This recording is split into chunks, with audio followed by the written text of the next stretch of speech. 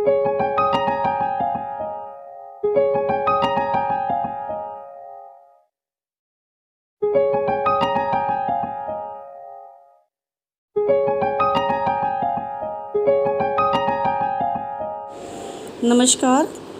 प्यारे बच्चों, आज हम पढ़ेंगे चंद्रकांत देवताले की कविता यमराज की दिशा। बेटा, यमराज की दिशा कविता पढ़ने से पहले मैं कविता के बारे में आपको कुछ बताना चाहती हूँ। यमराज की दिशा नामक कविता में चारों ओर फैलती विनाशकारी और शोषक होती है, जो शोषण करती हैं वो शक्तियाँ, और यहाँ शोषण करने वाली शक्तियाँ कौन सी हैं? धनी वर्ग, जो अमीर लोग होते हैं वो गरीब लोगों का शोषण करते हैं, वही दर्शाया है। ठीक है। कवि की माँ ने कवि को बताया कि वह ईश्वर से बातचीत करती है। ईश्वर ने माँ को बताया कि दक्षिण दिशा में पैर करके सोने से यमराज क्रोधित हो जाते हैं, कि अगर हम रात को जब सोते हैं तो दक्षिण दिशा की तरफ जब हम पैर करके सोते हैं तो वो दिशा यमराज की दिशा होती है। यमराज का घर है दक्षिण दिशा की ओर, और उनके घर की तरफ अगर हम पैर करके सोते हैं तो यमराज क्रोधित हो जाते हैं। अतः उस तरफ पैर फैलाकर नहीं सोना चाहिए।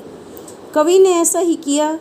उसे इस बात का यह लाभ भी हुआ, मतलब कि उसको इस बात का फ़ायदा भी हुआ कि उसे दक्षिण दिशा पहचानने में कोई कठिनाई नहीं हुई। वह चाहता था कि दक्षिण दिशा के अंतिम छोर तक पहुंचकर उसका घर देख ले, मतलब दक्षिण दिशा की तरफ जाए और यमराज का घर देख ले, परंतु यह संभव नहीं हो सका। परंतु कवि महसूस करता है कि आज वर्तमान में सभी दिशाएं दक्षिण दिशा हो गई हैं। जिधर भी पैर करके सोएं या जिधर भी हम देखते हैं वहीं यमराज रूपी अमीर या धनी वर्ग दिखाई देता है।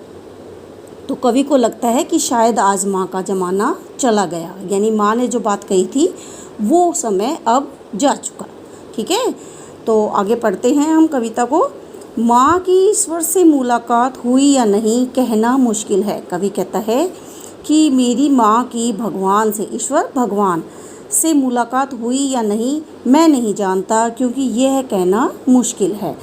परंतु वह जताती थी, जैसे जताती होता है विश्वास पूर्ण किसी बात को कहना। जताना क्या होता है? किसी बात को विश्वास के साथ कहना। तो कवि कहता है कि परंतु मेरी माँ इतने विश्वास के साथ कहती थी जैसे मानो ईश्वर से उसकी मुलाकात बातचीत होती रहती है, और उससे प्राप्त सलाहों के अनुसार जिंदगी जीने और दुख बर्दाश्त करने के रास्ते खोज लेती थी।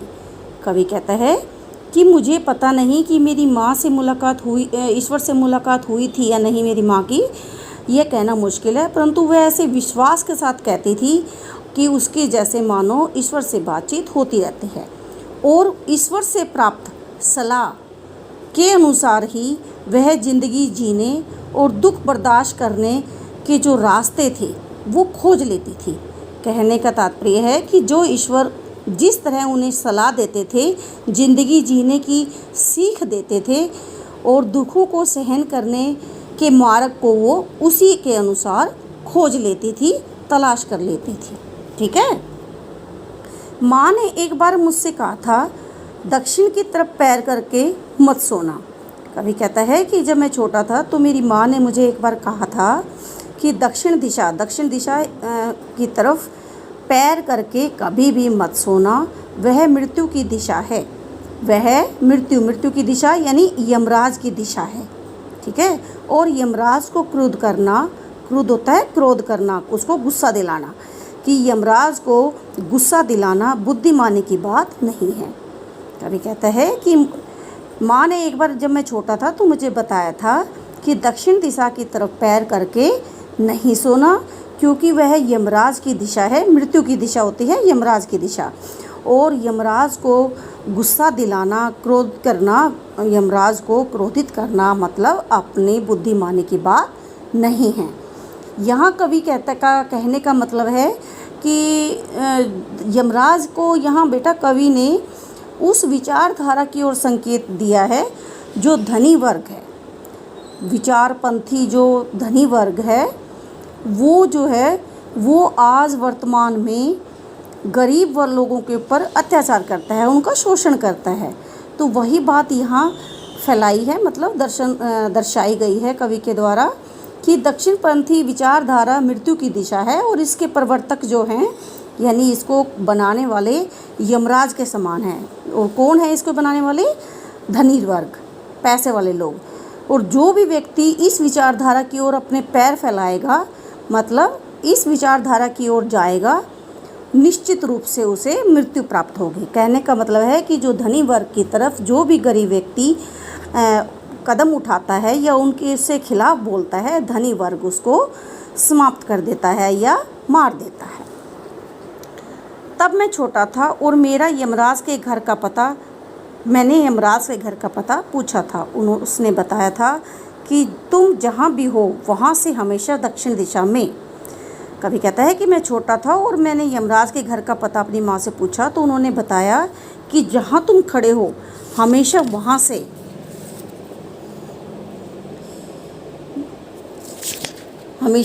से दक्षिण में। मतलब कहने का है कि जहाँ, कवि कहता है कि जहाँ तो तुम खड़े होते हो वहीं से जो दक्षिण दिशा होती है वही यमराज का घर है। माँ की समझाइश के बाद, मतलब माँ के समझाने के बाद दक्षिण दिशा में पैर करके सो के मैं कभी नहीं सोया। कवि कहता है कि जब माँ ने मुझे समझाया तब मैं उसके बाद दक्षिण दिशा में कभी भी पैर करके नहीं सोया। और इसका इतना फ़ायदा ज़रूर हुआ दक्षिण दिशा पहचानने में। कवि कहता है कि मुझे इस चीज़ का ज़रूर फ़ायदा हुआ कि मैं कभी भी दक्षिण दिशा को पहचानने में गलती नहीं करा, मुझे कभी मुश्किल का सामना नहीं करना पड़ा। कहने का तात्पर्य है कि जब माँ ने मुझे समझाया था कि दक्षिण दिशा की तरफ पैर करके नहीं सोना, उसके बाद मुझे इतना फ़ायदा ज़रूर हुआ कि मैं कभी भी मुझे दिशा को पहचानने में मुश्किल का सामना नहीं करना पड़ा। कहने का तात्पर्य है कि कवि को दक्षिण दिशा की आसानी से पहचान हो गई। मैं दक्षिण में दूर दूर तक गया और मुझे हमेशा माँ की याद आई। दक्षिण को लांग लेना संभव नहीं था, होता छोर तक पहुँच पाना तो यमराज का घर देख लेता। फिर कवि बड़ा हुआ और कवि ने बताया कि मैं दक्षिण दिशा की ओर दूर दूर तक गया। कहने का तात्पर्य है कि वो दक्षिण दिशा में काफ़ी दूर तक गया और जब भी वो वहाँ गया तो उसे हमेशा माँ की याद आई। कवि कहता है कि यदि दक्षिण दिशा को लांग लेना, मतलब दक्षिण दिशा के पार अगर जाना संभव होता, यदि दक्षिण दिशा का कोई छोर यानी किनारा, यदि उसका कोई किनारा होता तो मैं वहाँ पहुँच जाता भैया, मुझे वहाँ पहुँचना आसान होता। और अगर मैं वहाँ दक्षिण दिशा के किनारे पर पहुँच जाता तो मैं यमराज का घर अवश्य देख लेता। समझ में आ गई? पर आज जिधर भी पैर करके सो वही दक्षिण दिशा हो जाती है। सभी दिशाओं में यमराज का आलीशान महल और वे सभी में एक साथ अपनी दहकती आँखों से विराजते हैं। अब ये तो बात थी उसके बचपन की, लेकिन अब इस पहरे में कवि बताता है वर्तमान स्थिति। कवि कहता है कि आज जहाँ भी पैर करके सो का मतलब यहाँ है निश्चिंत होकर जीवन में आगे बढ़ना, वही दक्षिण दिशा हो जाती है। वही दक्षिण दिशा का मतलब यहाँ है पैसे वाले पूंजीपति लोगों का घर या पूंजीपति व्यक्तियों की व्यवस्था। ठीक है, सभी दिशाओं में यमराज के आलीशान महल है। कवि कहता है कि आज तो सभी दिशाओं में जहाँ भी चले जाओ, जिधर भी चले जाओ, वहीं यमराज के आलीशान महल है। यमराज के आलीशान महल से तात्पर्य यहाँ पूंजीवादी लोगों के स्थापित व्यवस्था है। मतलब कहने का है कि जो पैसे वाले लोग हैं वो हर जगह हर दिशा में मिल जाते हैं और वे सभी में एक साथ अपनी दहकती आँखों सहित विराजते हैं। और कवि कहता है कि वो सभी धनी वर्ग जो पूंजीवादी लोग हैं वो अपनी दहकती आँख होता है क्रोध, हिंसा या शोषण, अत्याचार आदि को दर्शाने वाले। कहने का तात्पर्य है कि कवि कहता है कि आज कहीं पर भी यदि आप किसी भी क्षेत्र में आगे बढ़ते हो, एक गरीब व्यक्ति जब आगे बढ़ता है तो हर जगह धनी वर्ग दक्षिण दिशा के रूप में उनका सामना होता है। और सभी दिशाओं में मतलब हर क्षेत्र में आज धनी वर्गों के मतलब धनी लोगों का बोलबाला है। पैसे वाले लोगों का बोलबाला है। जो पैसे वाले लोग वर्तमान समय में यमराज का ही एक रूप होते हैं, जो गरीबों को अपनी क्रोध, हिंसा या शोषण, अत्याचार रूपी दहकती आँखों से देखते हैं और वहाँ विराजमान रहते हैं। अब माँ, कवि कहता है कि माँ अब नहीं है और यमराज की दिशा भी वह नहीं रही जो माँ जानती थी। अब वर्तमान में कवि कहता है कि सब कुछ बदल चुका है, आज पहले जैसा नहीं है। जब माँ बताती थी एक छोटे बच्चे को कि यमराज की वो ना तो दिशा रही और ना ही, अब कवि कहता है कि मेरी माँ अब जिंदा नहीं है और ना ही वो माँ के अनुसार बताई गई यमराज की दिशा आज रही, जिसका परिचय माँ करवाती थी या जिस दिशा को माँ मुझे बताती थी या जानती थी। कहने का तात्पर्य है कि आज पहले की भांति नहीं है वातावरण। आज पूंजीवादी व्यवस्था या पैसे वाले विचारधारा के लोग हर क्षेत्र में अपना प्रभाव जमाए हुए हैं और मनुष्य जिस भी दिशा की ओर बढ़ता है, शोषण करने के लिए जो धनी वर्ग है, जो पूंजीवादी लोग हैं, वो उन्हें गिराने के लिए या उनका पतन करने के लिए विराजमान हैं। आज वो शक्तियाँ प्रभावशाली हैं जो जिनके पास पैसा है और वो पूंजीपति शोषक अंगारे जैसी आँखों से आम मनुष्य को समाप्त करना चाहते हैं। सचमुच शोषण व्यवस्था का विस्तार माँ के ज़माने के अनुसार हो चुका है। कहने का तात्पर्य है कि जैसे माँ दक्षिण दिशा को दिखाती थी, दर्शाती थी कि उधर पैर करके नहीं सोना, क्योंकि वो यमराज की दिशा है। वर्तमान में आज हर दिशा यमराज की दिशा है। कहने का तात्पर्य है कि आज हर क्षेत्र में, हर तरफ पूंजीपति लोग ही विराजमान हैं।